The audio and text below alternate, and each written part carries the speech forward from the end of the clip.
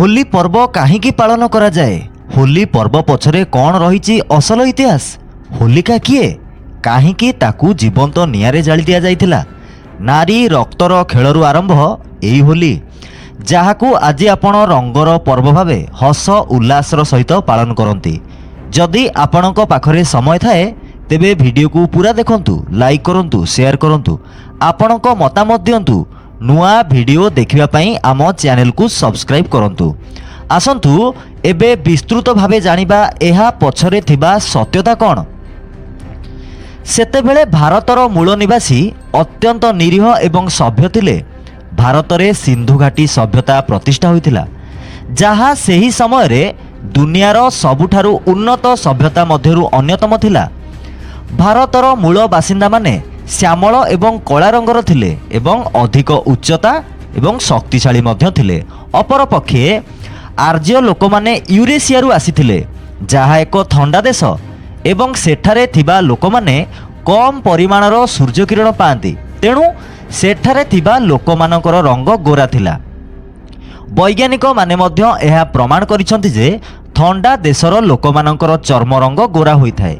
एही गोरा रंगर चर्मर सुजोग नहीं आर्य माने निजकू देवता बोली घोषणा कले।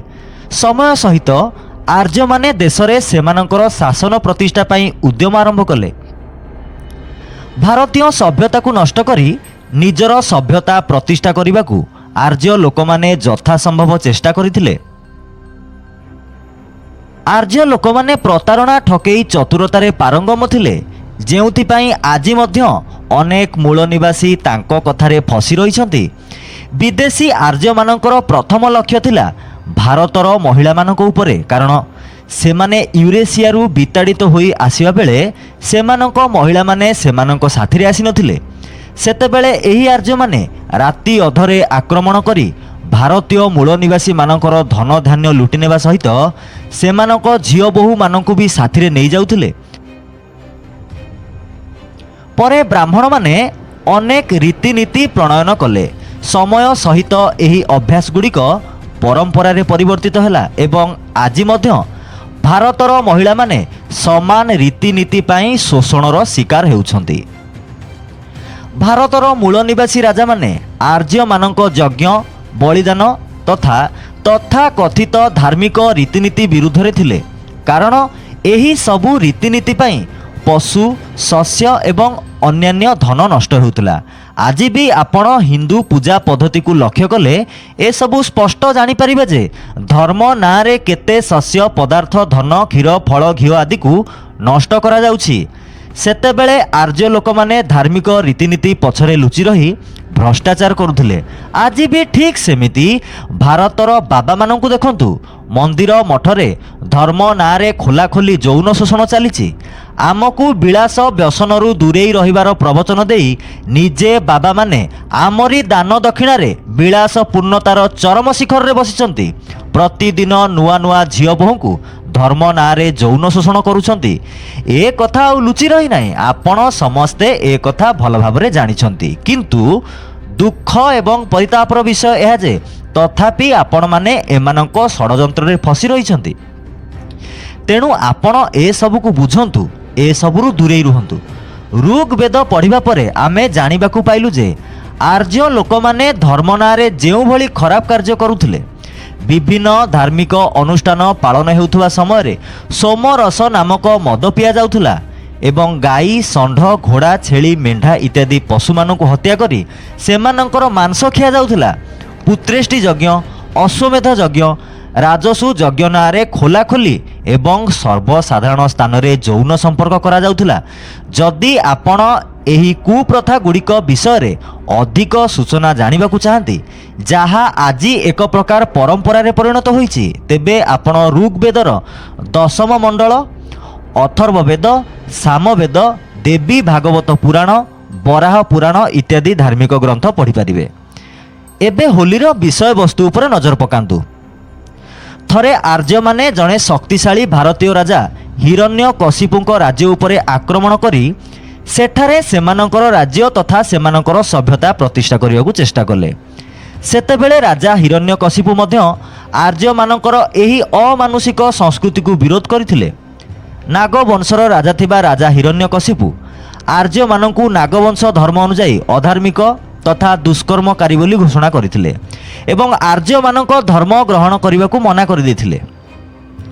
ଆର୍ଯ୍ୟମାନେ ସମସ୍ତ ସମ୍ଭାବ୍ୟ ଉପାୟ ମାଧ୍ୟମରେ ଚେଷ୍ଟା କରିଥିଲେ ମଧ୍ୟ ଏଥିରେ ସେମାନେ ସଫଳ ହୋଇପାରିନଥିଲେ। ଏପରିକି ଆର୍ଯ୍ୟ ରାଜା ବ୍ରହ୍ମା ଏବଂ ବିଷ୍ଣୁ ସେମାନଙ୍କ ସେନାଧ୍ୟକ୍ଷ ଇନ୍ଦ୍ରଙ୍କ ସହିତ ରାଜା ହିରଣ୍ୟକଶ୍ୟପଙ୍କ ଦ୍ୱାରା ଅନେକ ଥର ଲହୁଲୁହାଣ ହୋଇ ଶୋଚନୀୟ ଭାବରେ ପରାସ୍ତ ହୋଇଥିଲେ। ରାଜା ହିରଣ୍ୟକଶିପୁ ଏତେ ଶକ୍ତିଶାଳୀ ଥିଲେ ଯେ ସେ ଇନ୍ଦ୍ରଙ୍କ ଦେବତାମାନଙ୍କର ତଥାକଥିତ ରାଜଧାନୀ ଅମରାବତୀକୁ ମଧ୍ୟ କବ୍ଜା କରିଥିଲେ। ଯେତେବେଳେ ଆର୍ଯ୍ୟମାନେ ହିରଣ୍ୟକଶିପୁଙ୍କ ସହ ଯୁଦ୍ଧରେ ପାରିଲେ ନାହିଁ, ବାରମ୍ବାର ପରାସ୍ତ ହେଲେ, ଶେଷରେ ଆର୍ଯ୍ୟମାନଙ୍କର ଷଡ଼ଯନ୍ତ୍ରକାରୀ ଯୋଜନା ଅନୁଯାୟୀ ବିଷ୍ଣୁ ରାଜା ହିରଣ୍ୟକଶିପୁକୁ ହତ୍ୟା କରିଥିଲେ। କିନ୍ତୁ ହିରଣ୍ୟକଶିପୁଙ୍କ ମୃତ୍ୟୁରେ ଆର୍ଯ୍ୟମାନଙ୍କୁ କୌଣସି ବିଶେଷ ଲାଭ ହେଲା ନାହିଁ, କାରଣ ହିରଣ୍ୟକଶିପୁର ଲୋକମାନେ ଆର୍ଯ୍ୟମାନଙ୍କ ଶାସନକୁ ଗ୍ରହଣ କରିବାକୁ ମନା କରିଦେଇଥିଲେ ଏବଂ ହିରଣ୍ୟକଶିପୁଙ୍କ ଭାଇ ହିରଣାକ୍ଷକୁ ରାଜା ଭାବରେ ଗ୍ରହଣ କରିଥିଲେ। ଆର୍ଯ୍ୟମାନଙ୍କ ଷଡ଼ଯନ୍ତ୍ର ସମ୍ପୂର୍ଣ୍ଣ ବିଫଳ ହୋଇଥିଲା। ରାଜା ହିରଣାକ୍ଷ ମଧ୍ୟ ଜଣେ ଅତି ଶକ୍ତିଶାଳୀ ଯୋଦ୍ଧା ଥିଲେ, ଯାହାକୁ ଯୁଦ୍ଧ କ୍ଷେତ୍ରରେ କୌଣସି ଆର୍ଯ୍ୟ ସାମ୍ନା କରିପାରିଲେ ନାହିଁ। ରାଜା ହିରଣାକ୍ଷଙ୍କ ଭୟରେ ଆର୍ଯ୍ୟମାନେ ପଳାୟନ କଲେ। ଏପରିକି ଦେବତାମାନଙ୍କର ତଥାକଥିତ ରାଜଧାନୀ ଅମରାବତୀକୁ ମଧ୍ୟ ହିରଣାକ୍ଷଙ୍କ ଦ୍ୱାରା ସମ୍ପୂର୍ଣ୍ଣ ନଷ୍ଟ କରାଯାଇଥିଲା। ହିରଣାକ୍ଷର ଶକ୍ତିକୁ ଭୟ କରି ଆର୍ଯ୍ୟମାନେ ପୁଣି ଥରେ ରାଜା ହିରଣାକ୍ଷକୁ ହତ୍ୟା କରିବା ପାଇଁ ଷଡ଼ଯନ୍ତ୍ର କରିଥିଲେ। ଏହି ଷଡ଼ଯନ୍ତ୍ର କରିବା ପାଇଁ ହିରଣାକ୍ଷଙ୍କ ପତ୍ନୀ ରାଣୀ କିଆଦୁଙ୍କୁ ଏକ ମୋହରା କରାଯାଇଥିଲା। ବିଷ୍ଣୁ ନାମକ ଜଣେ ଆର୍ଯ୍ୟ ପ୍ରଥମେ ରାଣୀ କିଆଦୁଙ୍କୁ ତାଙ୍କ ପ୍ରେମଜାଲରେ ଫସାଇ ରାଣୀ କିଆଦୁଙ୍କୁ ତାଙ୍କ ସନ୍ତାନର ମା ହେବାକୁ ବାଧ୍ୟ କଲେ। ଅନେକ ଥର ବିଷ୍ଣୁ ହିରଣାକ୍ଷଙ୍କ ଅନୁପସ୍ଥିତିରେ ଛଦ୍ମ ବେଶରେ ରାଣୀଙ୍କ ନିକଟକୁ ଆସୁଥିଲେ। ହିରଣାକ୍ଷ ରାଜ୍ୟ କାର୍ଯ୍ୟରେ ବ୍ୟସ୍ତ ରହୁଥିଲେ, ଯେଉଁ କାରଣରୁ ରାଜା ହିରଣାକ୍ଷ ବିଷ୍ଣୁ ଏବଂ କିଆଦୁଙ୍କ ପ୍ରେମ ବିଷୟରେ ଜାଣିପାରୁନଥିଲେ। ସମୟ ସହିତ ରାଣୀ କିଆଦୁ ଏକ ସନ୍ତାନ ଜନ୍ମ କଲେ ଏବଂ ଶିଶୁଟିର ନାମ ହେଲା ପ୍ରହ୍ଲାଦ। ରାଜା ହିରଣାକ୍ଷ ରାଜକାର୍ଯ୍ୟରେ ବ୍ୟସ୍ତ ରହୁଥିବାରୁ ବିଷ୍ଣୁ ଏହାର ସମ୍ପୂର୍ଣ୍ଣ ଫାଇଦା ଉଠାଇଥିଲେ ଏବଂ ପିଲାଦିନରୁ ପ୍ରହ୍ଲାଦଙ୍କୁ ଆର୍ଯ୍ୟ ସଂସ୍କୃତି ଶିକ୍ଷା ଦେବା ଆରମ୍ଭ କରିଥିଲେ। ଏହି କାରଣରୁ ପ୍ରହ୍ଲାଦ ନାଗବଂଶୀ ଧର୍ମକୁ ପ୍ରତ୍ୟାଖ୍ୟାନ କରି ଆର୍ଯ୍ୟମାନଙ୍କ ଧର୍ମ ଅନୁସରଣ କରିବା ଆରମ୍ଭ କଲେ। ସମୟ ସହିତ ହିରଣାକ୍ଷ ଜାଣିବାକୁ ପାଇଲେ ଯେ ତାଙ୍କ ନିଜ ପୁଅ ନାଗବଂଶୀ ଧର୍ମକୁ ଅନୁସରଣ କରୁନାହାନ୍ତି ଏବଂ ରାଜା ବହୁତ ଦୁଃଖ ଅନୁଭବ କଲେ। ରାଜା ହିରଣାକ୍ଷ ପ୍ରହ୍ଲାଦଙ୍କୁ ମନାଇବା ପାଇଁ କଠିନ ଚେଷ୍ଟା କରିଥିଲେ, କିନ୍ତୁ ପ୍ରହ୍ଲାଦ ବିଷ୍ଣୁଙ୍କ ଷଡ଼ଯନ୍ତ୍ରର ଶିକାର ହୋଇସାରିଥିଲେ ଏବଂ ସେ ତାଙ୍କ ପିତାଙ୍କ ବିରୁଦ୍ଧରେ ସ୍ୱର ଉତ୍ତୋଳନ କରୁଥିଲେ। ଏହି କାରଣରୁ ବାପା ଏବଂ ପୁଅଙ୍କ ମଧ୍ୟରେ ବାରମ୍ବାର ବିବାଦ ହେଉଥିଲା। ଏହାପରେ ଆର୍ଯ୍ୟମାନେ ହିରଣାକ୍ଷକୁ ହତ୍ୟା କରି ପ୍ରହ୍ଲାଦଙ୍କୁ ରାଜା କରିବା ପାଇଁ ଷଡ଼ଯନ୍ତ୍ର କରିଥିଲେ। ଏଥିରୁ ସମ୍ପୂର୍ଣ୍ଣ ଲାଭ ଆର୍ଯ୍ୟମାନଙ୍କୁ ମିଳିଥାନ୍ତା। ରାଣୀ କିଆଦୁ ବିଷ୍ଣୁଙ୍କ ପ୍ରେମଜାଲରେ ଫସି ରହିଥିଲେ ଏବଂ ପ୍ରହ୍ଲାଦ ଅଳ୍ପ ବୟସର ଥିଲେ, ତେଣୁ ପରୋକ୍ଷରେ ବିଷ୍ଣୁ ରାଜା ହେବେ ବୋଲି ନିଷ୍ପତ୍ତି ନିଆଗଲା। କୌଣସି ପ୍ରକାରେ ଆର୍ଯ୍ୟମାନଙ୍କ ଏହି ଷଡ଼ଯନ୍ତ୍ରର ଖବର ହିରଣାକ୍ଷଙ୍କ ଭଉଣୀ ହୋଲିକାଙ୍କ ନିକଟରେ ପହଞ୍ଚିଲା। ହୋଲିକା ମଧ୍ୟ ଜଣେ ସାହସୀ ମହିଳା ଥିଲେ। ପରିସ୍ଥିତିର ଗମ୍ଭୀରତାକୁ ବୁଝିବା ପରେ ହୋଲିକା ପ୍ରହ୍ଲାଦକୁ ତାଙ୍କ ସହିତ କିଛି ଦୂରକୁ ନେବାକୁ ଯୋଜନା କରିଥିଲେ। ଦିନେ ରାତିରେ ହୋଲିକା ପ୍ରହ୍ଲାଦଙ୍କୁ ନେଇ ରାଜପ୍ରସାଦରୁ ଚାଲି ଯାଉଥିଲେ, କିନ୍ତୁ ଆର୍ଯ୍ୟମାନେ ଏହି ବିଷୟରେ ଖବର ପାଇଗଲେ। ଆର୍ଯ୍ୟମାନେ ହୋଲିକାଙ୍କୁ ଧରି ପକାଇଲେ ଏବଂ ତାଙ୍କ ଚାରିପଟେ ଘେରି ରହି ତାଙ୍କ ମୁହଁରେ ରଙ୍ଗ ବୋଳି ଦେଇ ଖେଳେଇ ଖେଳେଇ ରାଜପ୍ରସାଦ ନିକଟରେ ଜିଅନ୍ତା ଜାଳି ଦେଇଥିଲେ। ହୋଲିକାଙ୍କର ନିର୍ମମ ଭାବେ ମୃତ୍ୟୁ ହୋଇଥିଲା ଏବଂ ପ୍ରହ୍ଲାଦ ପୁନର୍ବାର ଆର୍ଯ୍ୟମାନଙ୍କ ଦ୍ୱାରା କାବୁ ହୋଇଥିଲେ।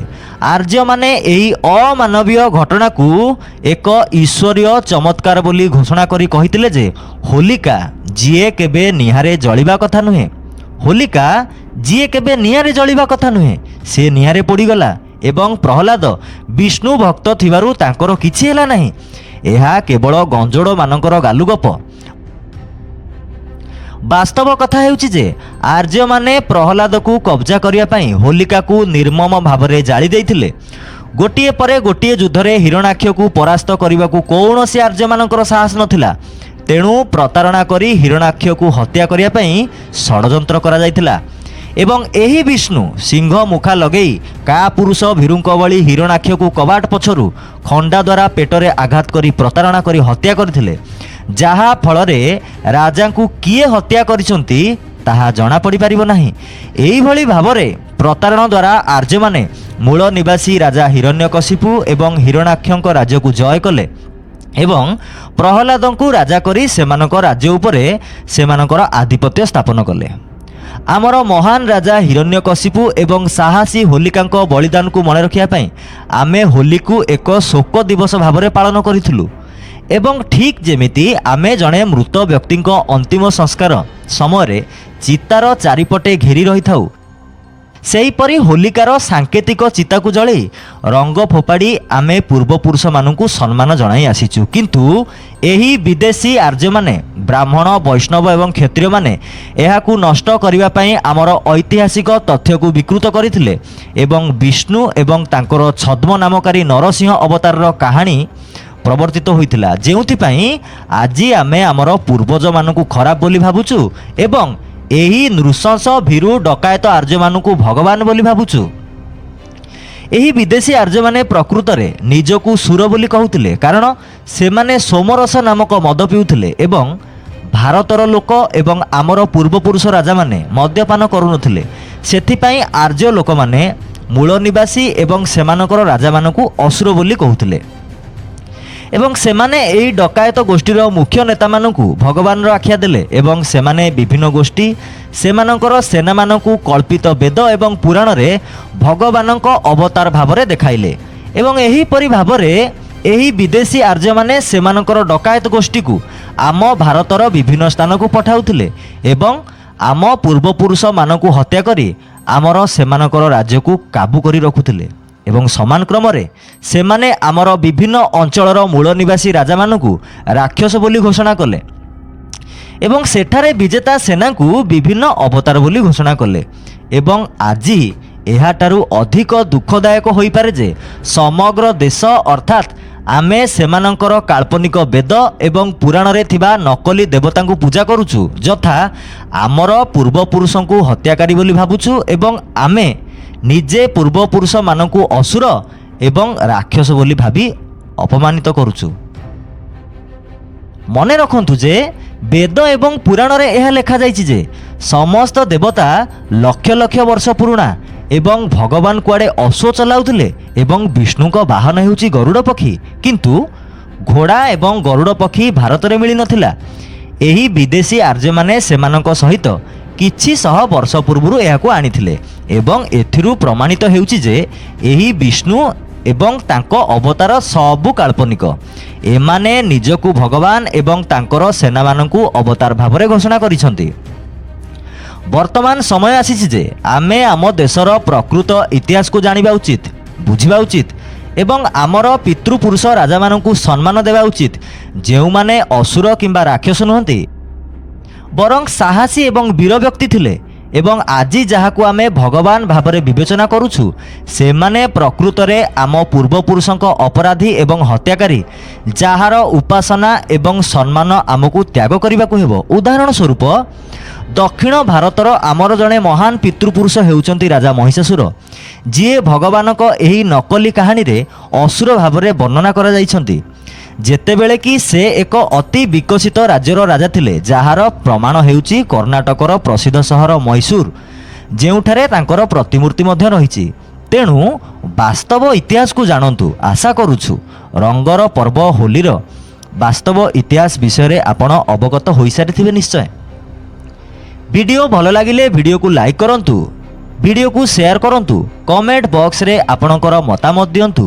নূয়া ভিডিও দেখিয়া পাই চ্যানেলକୁ সবস্ক্রাইব করন্তু, বেল আইকন নে ক্লিক করন্তু। দেখা ହେବ ଆଉ ଏକ ନୂଆ ଶିକ୍ଷଣୀୟ ଭିଡ଼ିଓରେ। ନମସ୍କାର।